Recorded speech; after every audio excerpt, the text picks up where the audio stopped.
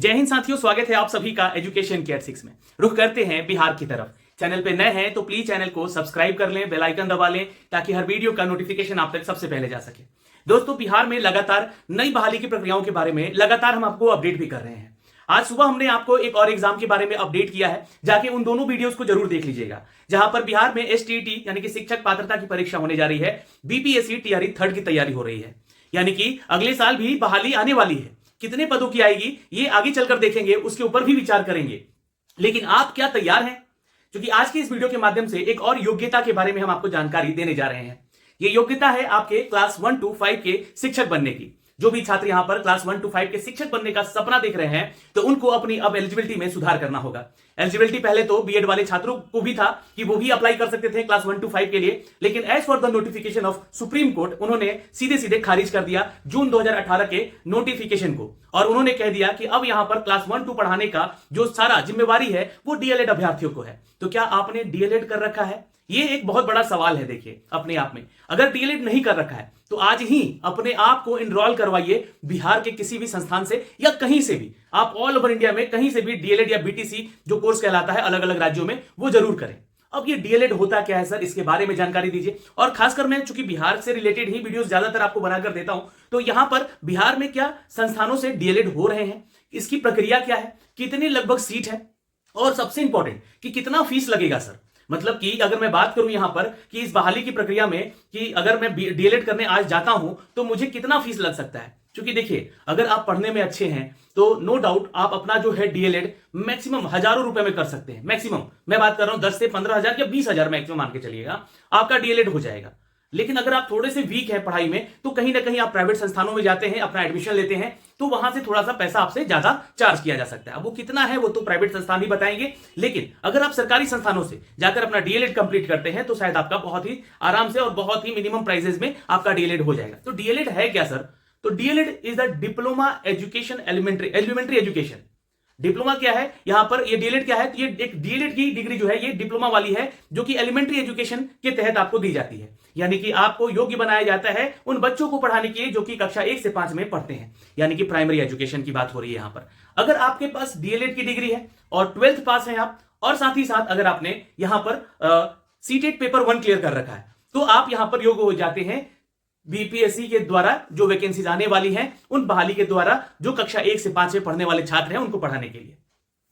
अब यहां पर जो शिक्षक बनने का जो प्रोसेस तो मैंने बता दिया कि पहले आपको डीएलएड होना, पहले तो आपको 12th होना पड़ेगा, फिर डीएलएड होना पड़ेगा, फिर उसके बाद सीटेट पेपर 1 क्लियर करना होगा, और फिर आपको यहां पर जो है बीपीएससी टीआरई पेपर को क्लियर करना होगा। अब बीपीएससी टीआरई 3rd में क्या सर 1 to 5 की बहाली आएगी? बिल्कुल आएगी। और मैं आपको ये लिख कर दे रहा हूं कि बहाली लगभग 40 से 50,000 की बहाली आएगी, जिसमें कि प्राइमरी की वैकेंसीज में कम से कम 8 से 9,000 की वैकेंसीज संभावित बताई जा रही है। अब ये सारी चीजों के ऊपर अभी तो हम डिस्कस नहीं करेंगे, क्योंकि डिस्कस करने आए हैं यहां पर डीएलएड के ऊपर। तो सर बिहार में कितनी सीटें हैं, कितने कॉलेजेस हैं कि यहां पे हमारा एडमिशन हो सकेगा? तो बिहार में कुल अगर देखेगा तो टोटल 35,000 सीटें हैं जो कि गवर्नमेंट इंस्टीट्यूट आपको प्रोवाइड करती है। चलिए उसी के बारे में ये वीडियो है, और ये वीडियो में सारा डिटेल बताऊंगा। कितना खर्च होगा, लगभग कितने साल में आपका ये कोर्स कंप्लीट होगा, और प्राइमरी की योग्यताएं और क्या क्या है यहाँ पर विद्यालयों की, और फॉर्म भरने से जो परीक्षा कब तक हो जाएगी इसकी, इन सब की जानकारी, डीएलएड की परीक्षा के बारे में सारी जानकारी इस वीडियो के माध्यम से हम देने जा रहे हैं। तो वीडियो को अंत तक देखिएगा और ये जानकारी प्लीज अपने दोस्तों तक भी शेयर कर दीजिएगा।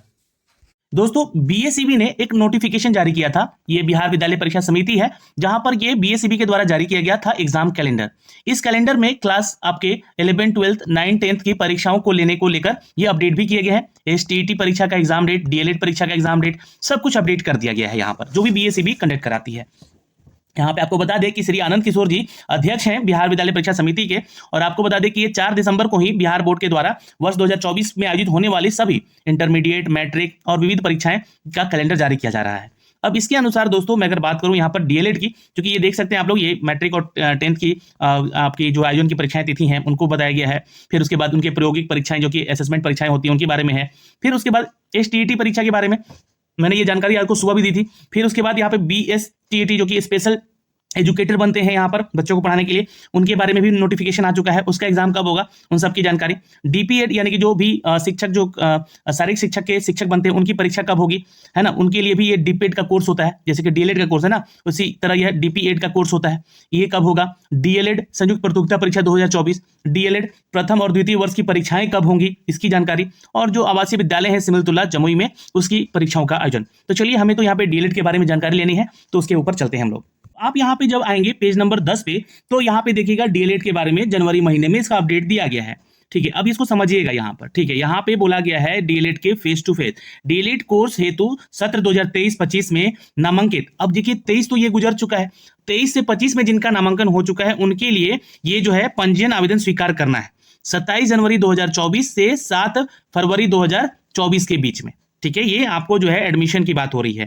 ठीक है, तो यहां पर देख लीजिएगा इस चीज का अपडेट दिया गया है। यहीं पे आप ऊपर आएंगे तो राज्य के सभी डीएलएड कॉलेजों में नामांकन हेतु जो संयुक्त प्रवेश परीक्षा 2024 के लिए विज्ञप्ति प्रकाशन एवं आवेदन पत्र प्राप्त करने की जो तिथि है वो 10 जनवरी से लेकर 25 जनवरी तक है, यानी कि ये जनवरी महीने में इसका जो है आवेदन आपसे लिया जाएगा। ठीक है, अब आपको जो है क्या करना है उसकी तैयारी में लग जाना है। और यहाँ पे जब नीचे आएंगे तो फेस टू फेस यहाँ पर जो है 23 से 25 वाले सेशन में आपको जो है यहाँ पे क्या किया जाएगा, तो पंजीयन आवेदन करने का डेट दिया गया है, यानी कि रजिस्ट्रेशन।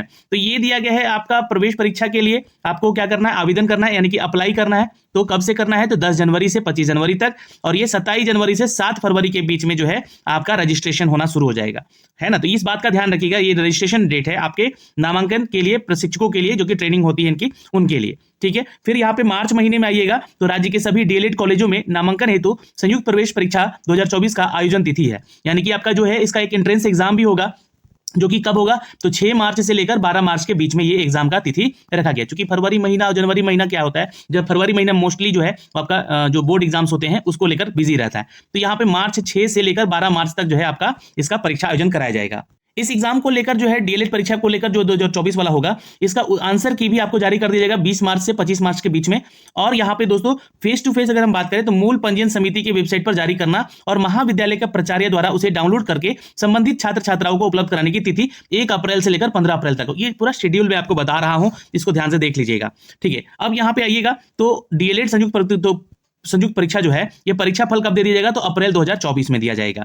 अब आपको बता दें कि ये जो आपका परीक्षा का रिजल्ट आ जाएगा 24 को और अप्रैल 24 में, और यहाँ पे फिर क्या होगा कि आपका नामांकन शुरू हो जाएगा, लॉकिंग होगा, यहाँ पे आपके सीट आवंटित होंगे, जो भी स्लाइड अप दिए जाएंगे तीसरे चरण के लिए, प्रथम चरण के लिए, दूसरे चरण के लिए उन कॉलेजों में, तो वो कब होगा, तो मई जून 2024 में होगा। तो ये पूरा का पूरा शेड्यूल दे दिया गया है यहाँ पे दोस्तों आपके लिए, जिसके जरिए जो है आपको क्या करना है कि एग्जाम देने तक और आपके रिजल्ट देने तक और यहाँ पे आपका नामांकन विकल्प लॉकिंग करने तक, मतलब कि कॉलेज कौन सा मिल रहा है, इन सब की जानकारी आपका मई जून में कंप्लीट हो जाएगा।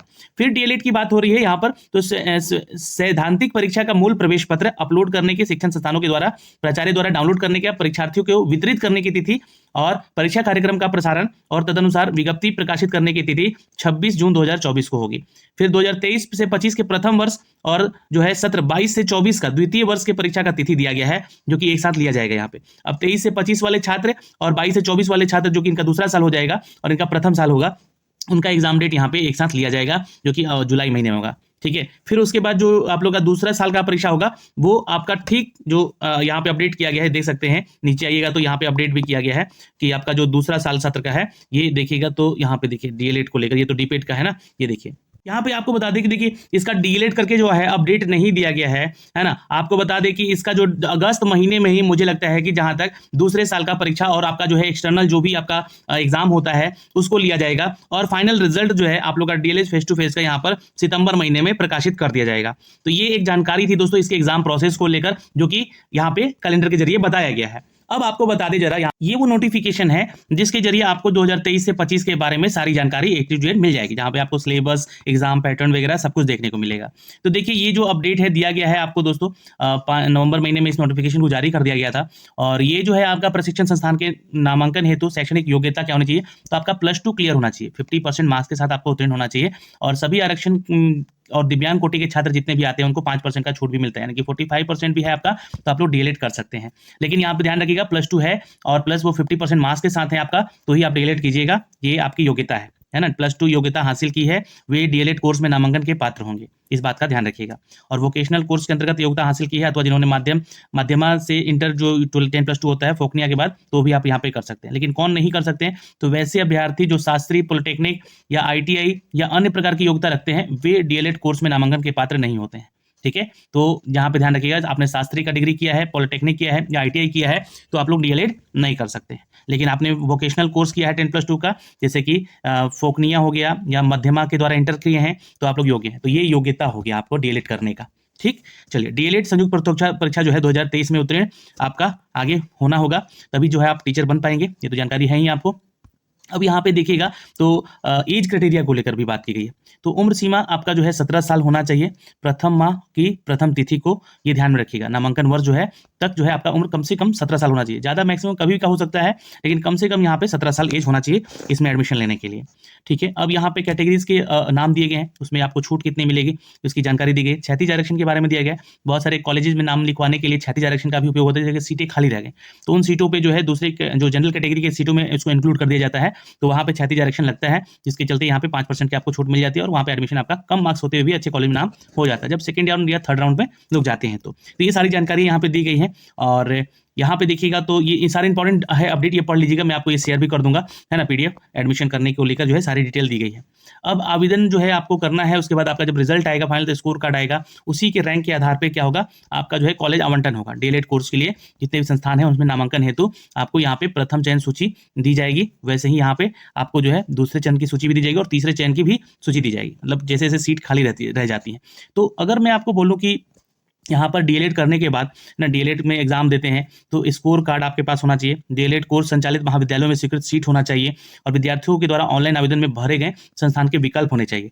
नहीं तो फिर आपको जो है दूसरे कॉलेज लेना पड़ेगा। अगर वो सरकारी संस्थान है तो देखिए आपको यहाँ पे डीएलएड करने का जो फीस है समथिंग, है ना, लगभग 10,000 से लेकर 20,000 के आसपास का है। तो आपका जो कंप्लीट हो जाएगा 20,000 के आसपास में, अगर सरकारी संस्थान मिलता है तो। नहीं तो आपको जो है यहाँ पे कम से कम प्राइवेट में जाते हैं तो 1 लाख रुपये या 1.5 लाख रुपये तक भी खर्च बैठ सकता है। तो इसलिए थोड़ा सा अगर कोशिश कीजिएगा, अच्छे से पढ़ के तैयारी करके दीजिएगा, तो आपको जो है यहाँ पे ये सारे कॉलेजेस मिल सकते हैं। कॉलेजेस के लिस्ट भी यहाँ पे दिए गए हैं। टोटल यहाँ पे देखिएगा ना 60 कॉलेज है ना, 60 कॉलेज हैं जो कि आपका सरकारी है, फिर उसके बाद प्राइवेट है। यहाँ पे ये प्राइवेट कॉलेज का लिस्ट है, तो ये भी देख सकते हैं यहाँ से आप लोग, है ना। तो ये कंप्लीट देख लीजिएगा यहाँ से आकर।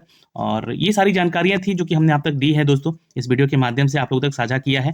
और अगर आप चाहते हैं यहाँ पे इसका एग्ज़ाम देना, तो इसके लिए अप्लाई ज़रूर कीजिएगा और अप्लाई करने के बाद इसका एग्ज़ाम भी ज़रूर दीजिएगा अगले सेशन के लिए। ये सारी जानकारी हमने आप तक साझा की है इस वीडियो के माध्यम से, तो प्लीज़ वीडियो को शेयर भी ज़रूर कर दीजिएगा।